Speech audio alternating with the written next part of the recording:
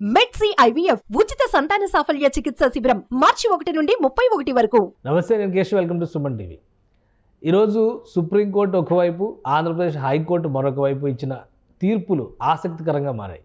ఆంధ్రప్రదేశ్ హైకోర్టులో డిఎస్సి అభ్యర్థులకి సంబంధించి ఊరటనిచ్చేటువంటి అంశం, ప్రభుత్వానికి కొంత ప్రతికూల ఫలితాన్ని ఇచ్చేటువంటి అంశం పైన తీర్పు వచ్చినటువంటి పరిస్థితి. ఇక సుప్రీంకోర్టులో ప్రజాప్రతినిధులు, ముఖ్యంగా ఎమ్మెల్యేలు, ఎంపీల విచారణకు సంబంధించినటువంటి అంశం పైన ఫుల్ బెంచ్ ఒక క్లారిఫికేషన్ ఇచ్చినటువంటి పరిస్థితి ఉంది.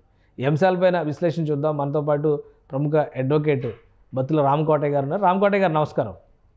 నమస్తే కేశవ్ గారు. రామకోటయ్య గారు, ఈ డిఎస్సికి సంబంధించి అభ్యర్థులకి ఊరట, ప్రభుత్వానికి కొంత ప్రతికూలత అనేటువంటి అంశం కనిపిస్తుంది. అసలు ఏంటి ఆ కేసు పూర్వాపరాలు ఏంటి, కోర్టు ఇచ్చినటువంటి డైరెక్షన్ ఏంటి?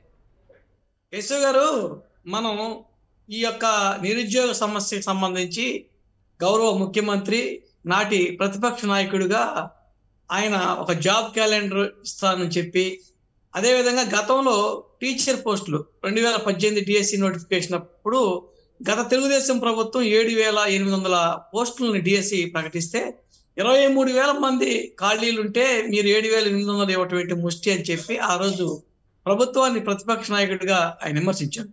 ఈ రోజు కనుక మనం కనుక డిఎస్సి పోస్టులు ఖాళీలు చూస్తే 28,000 ఉంది. మరోవైపు ఉన్న టీచర్లను రిటైర్మెంట్ చేయకుండా వయసు పరిమితిని పెంచి 62,000 మందికి పంపిస్తే ఆ యొక్క 25,000-30,000 పోస్టులు ఖాళీ అవ్వాల్సిన పోస్టులను కూడా పోస్ట్ పోన్మెంట్ చేశారు.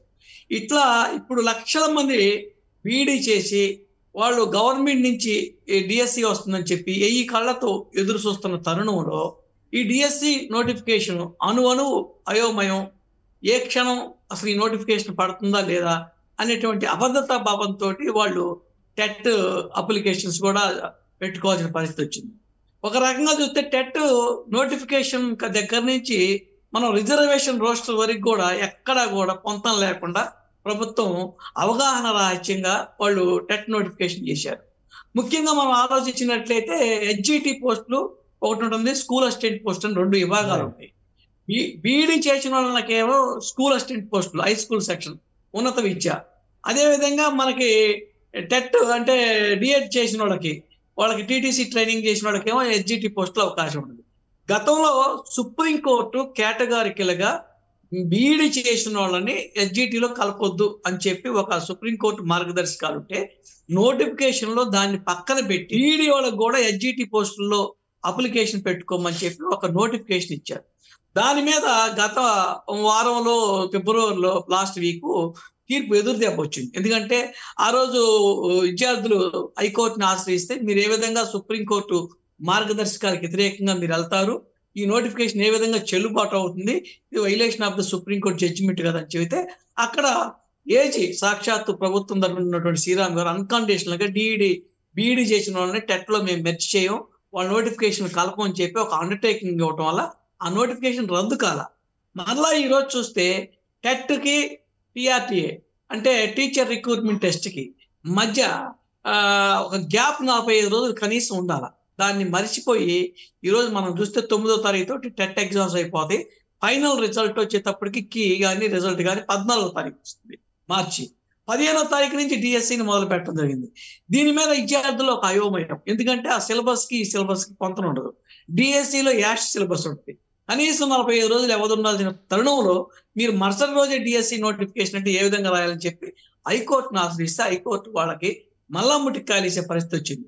మీరు కనీసం 45 రోజులు ఉండాల్సి ఉంటే ఈ పరిస్థితి అని చెబితే దాని మీద వాళ్ళు కాళ్ళకి వెళ్ళకబడితే 4 వారాలు వ్యవధితో మళ్ళా డిఎస్సి ఫ్రెష్ నోటిఫికేషన్ 4 వారాల వ్యవధి అంటే ఈ పరీక్షకి ఆ పరీక్షకి మధ్య 4 వారాల వ్యవధి ఉండేలా ప్రణాళిక సిద్ధం చేయాలా రాష్ట్ర ప్రభుత్వం? మళ్ళా ఫ్రెష్ నోటిఫికేషన్లో 4 వారాల తర్వాత డిఎస్సి నోటిఫికేషన్ ఇవ్వాలి. ఇప్పుడు అక్కడే ప్రభుత్వానికి ఒక చిక్కుముడి, పీఠముడి. ఎందుకంటే 4 వారాలంటే దగ్గర ఏప్రిల్ మిడిల్లో కాదు, ఏప్రిల్ మనకున్న సమాచారం ప్రకారం మార్చి లాస్ట్ వీక్ కానీ ఏప్రిల్ ఫస్ట్ వీక్లో కానీ ఎలక్షన్ నోటిఫికేషన్ వస్తుంది. ఈ నోటిఫికేషన్ వచ్చిన తరుణంలో వాళ్ళు అసలు నోటిఫికేషన్ వేయటానికే లేదు. అందుకని డిఎస్సి జరిగిద్దా లేదా అనే పరిస్థితి. ఈరోజు మనం జగన్మోహన్ రెడ్డి గారి యొక్క పరిస్థితిని కనుక ఒకసారి పరిశీలించినట్లయితే, గతంలో నేను వస్తే 25,000 వేస్తాను, 30,000 వేస్తాను ఉత్తర కుమార్ ప్రకల్పాలు కలిపినటువంటి ఈ ముఖ్యమంత్రి జగన్మోహన్ రెడ్డి గారు వచ్చి 6,000 ఒక్క వేశాడు. గతంలో 23,000కి 7,800 చంద్రబాబు నాయుడు గారు అయితే ఈయన 30,000 దగ్గర ఉన్నాయి. 28,000 ఖాళీలు ఉంటే 6,000 ఒక్క అందించారు. దాంట్లో కూడా అయోమయ పరిస్థితిలో ఉన్నారు. అసలు నోటిఫికేషన్ అంటే ఇప్పుడు నోటిఫికేషన్ విడుదల చేసిన దాని ప్రకారం చూస్తే ఒక ఎగ్జామ్ నిర్వహించి ఆ తర్వాత రెండో ఎగ్జామ్కి 4 వారాల గడువు తీసుకునే అవకాశం ఉందా, లేదా టోటల్ నోటిఫికేషన్ రద్దు చేసి మళ్ళీ ఫ్రెష్ నోటిఫికేషన్ ఇవ్వాల్సిన పరిస్థితి ఉందా? అంటే నోటిఫికేషన్ రద్దు అంటే దీంట్లో 2 భాగాలు ఉంటాయి కేశవ్ గారు. ఒకటి టెట్, 2 టిఆర్టీఏ డిఎస్సి నోటిఫికేషన్. దీనికి ఆ నోటిఫికేషన్కి అది దీంట్లోంచి క్వాలిఫై అయిన వాళ్ళే అందులో అప్లై చేసుకోవడానికి అవకాశం ఉంది. డిఎస్సికి టెట్ క్వాలిఫై కాకుండా బీఈడి ఉన్నంత మాత్రాన, టీచర్ ట్రైనింగ్ ఉన్నంత మాత్రాన అప్లై చేయడానికి లేదు. అందుకని ఇందులో ఫిల్టర్ అయిన వాళ్ళు ఎవరైతే క్వాలిఫై అవుతారో వాళ్ళు మాత్రం డిఎస్సికి అర్హులు కాబట్టి వాళ్ళని మళ్ళా ఫైనల్ లిస్ట్ చేసి దాని మీద బేస్ చేసుకొని డిఎస్సి నోటిఫికేషన్ వేయాలి. ఈ నోటిఫికేషన్ 4 వారాల తర్వాత వేయాలంటే వేయటానికి ప్రభుత్వానికి సాధ్యపడే లేదు. ఎందుకంటే ప్రభుత్వం ఏది కూడా ఆలోచించుకోకుండా లీగల్ గా కానీ ఇటున్నటువంటి వాళ్ళ విద్యాశాఖ ఇచ్చినటువంటి గైడ్ లైన్స్ కానీ ఆలోచించకుండా ఒక తుగ్లక్ చర్యలో భాగంగా ఏం జరుగుతుందో ఆలోచన రహితం చేసింది కాబట్టి ఈ డిఎస్సినే అయోమయంలోకి పోయే పరిస్థితి ఉంది. చేస్తారని నమ్మకం కూడా ఇప్పుడు లేదు. ఎందుకంటే 2018 తర్వాత 2024 6 సంవత్సరాలు ఇప్పుడు వ్యవధి ఉంది. 6 సంవత్సరాల నుంచి బీడీ చేసిన వాళ్ళు, టీచర్ ట్రైనింగ్ చేసిన వాళ్ళు అల్లో రామచంద్ర అని చెప్పి వాళ్ళు ప్రైవేట్ ఉద్యోగాలు మానుకొని ఎక్కడో ట్రైనింగ్కి వెళ్ళి అవనగడ్డ లాంటి ప్రాంతం, ఆంధ్ర ప్రాంతంలో ట్రైనింగ్ తీసుకొని కొంతమంది పెళ్లిళ్ళు అయ్యి వాళ్ళు ఎల్లకాల కుటుంబాలు జరగక అప్పులు చేసుకునే పరిస్థితి ఉంది. వాళ్ళని ఈ రోజు అయోమయ పరిస్థితులు ఈ ప్రభుత్వం నెట్టేసింది. ఇంకొకటి, సుప్రీంకోర్టు ఇచ్చినటువంటి జడ్జిమెంట్, గతంలో ఇచ్చినటువంటి ఇమ్యూనిటీ ఆర్డర్కి భిన్నంగా ఇప్పుడు ఫుల్ బెంచ్ 7 న్యాయమూర్తుల ధర్మాసనం ఒక క్లారిటీ ఇచ్చింది. ఎమ్మెల్యేలు, ఎంపీల అవినీతికి సంబంధించి విచారణ జరపవచ్చు అనేటువంటి క్లియరెన్స్. దాన్ని ఏ విధంగా చూడాలి, అసలు దాని పూర్వాపరాలు ఏంటి? గతంలో కూడా మనం చెప్పుకున్నాం. ఇప్పుడు మనకి 17A మొత్తం మీద కూడా ఏం జరిగింది, ఎమ్మెల్యేలు కానీ ముఖ్యమంత్రి కానీ పబ్లిక్ సర్వెంట్ని అవినీతి నిరోధక చట్టంలోకి అవకాశం ఉంది. అక్కడ గవర్నమెంట్ ఎంప్లాయా లేదా ప్రజాప్రతినిధా అనేది కాదు. బీయింగ్ ఏ పబ్లిక్ సర్వెంట్ గా చంద్రబాబు నాయుడు గారి విషయంలో మనం యాంటీ కరప్షన్ యాక్ట్ అప్లై అవుతుందనే కదా మనం గతంలో 17A చేసింది. అందుకని ఈ ఎమ్మెల్యేలు, ప్రజాప్రతినిధులు ఎవరైతే ఉంటారో వాళ్ళందరూ కూడా ఈ రోజు పబ్లిక్ సర్వెంట్ కిందకు వస్తారు కాబట్టి అవినీతి నిరోధక చట్టం పరిధిలోకి తీసుకొచ్చి వాళ్ళకి ఎగ్జంప్షన్ ఇవ్వద్దు. వాళ్ళందరూ కూడా రాజ్యాంగానికి లోబడే ఉంటారు. ఎందుకంటే రాజ్యాంగానికి లోబడే వాళ్ళు పరిపాలన చేస్తారు కాబట్టి వాళ్ళు ఈ రోజు ఎలక్షన్స్ లో ఒక అఫిడవిట్ ఇచ్చారు కాబట్టి ఆ అఫిడవిట్ లో ఉన్న ఆస్తులకి భిన్నంగా వాళ్ళు ఎమ్మెల్యే కాకముందు లేదా అయినాక వాళ్ళ ఆస్తులు ఏంటి, వాళ్ళ మీద అవినీతి ఆరోపణలు వస్తే ఇప్పుడు మనం ఖచ్చితంగా వాళ్ళు ఎక్కడా కూడా చట్టానికి అతీతులు కాదు, వాళ్ళ మీద ఈ అవినీతికి పాల్పడితే చర్యలు తీసుకోవచ్చు అని చెప్పి 7 సభ్యుల ధర్మాసనం మంచి తీర్పు ఇచ్చింది.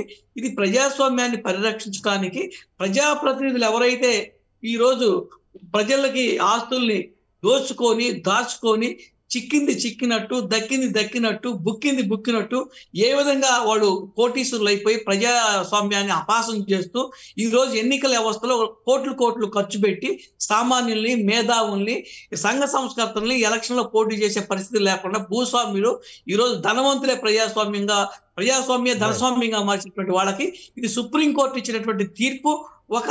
ఇప్పుడు ఓన్లీ ముఖ్యమంత్రి లాంటి పదవుల్లో ఉన్న వాళ్ళకి మాత్రం మినహాయింపు ఉంటుంది. జనరల్గా ప్రజాప్రతినిధుల కేటగిరీలో అంటే ఎమ్మెల్యేలు, ఎంపీలుగా ఉన్న వాళ్ళందరినీ కూడా ప్రాసిక్యూట్ చేయడానికి కావాల్సినటువంటి వెసులుబాటు ఈ జడ్జిమెంట్తో వచ్చిందని అనుకోవచ్చా? ఖచ్చితంగా ఎమ్మెల్యే కావచ్చు, ఎంపీ కావచ్చు, రాజ్యసభ సభ్యుడు కావచ్చు, ఎవరైతే బీయింగ్ పబ్లిక్ సర్వెంట్, అంతా ప్రజాప్రతినిధులు, ఎన్నికైన ప్రతి ఒక్కడు కూడా వాళ్ళ యొక్క అవినీతికి పాల్పడి ప్రజాధనాన్ని లూటీ చేస్తే వాళ్ళందరూ కూడా ఈ పరిధిలోకి రావాల్సి వస్తుంది. ఒకటి ఈరోజు ప్రజాస్వామ్యాన్ని ధనస్వామ్యంగా మార్చారు. ఈ ధనస్వామ్యంలో డబ్బున్నోడే ఈరోజు చట్టసభలకు పోయే పరిస్థితి తెచ్చారు. ఆ పరిస్థితిని నివారించాలంటే ఇది ఒక్కటే మార్గం అని చెప్పి సుప్రీంకోర్టు ఈ నిర్ణయం తీసుకుంది. గతంలో జడ్జిమెంట్లో చెప్పారు, సుప్రీంకోర్టు అనేది watching dog of the constitution, కాపలా కుక్క లాంటిది రాజ్యాంగానికి కానీ ప్రజాస్వామ్యానికి కానీ.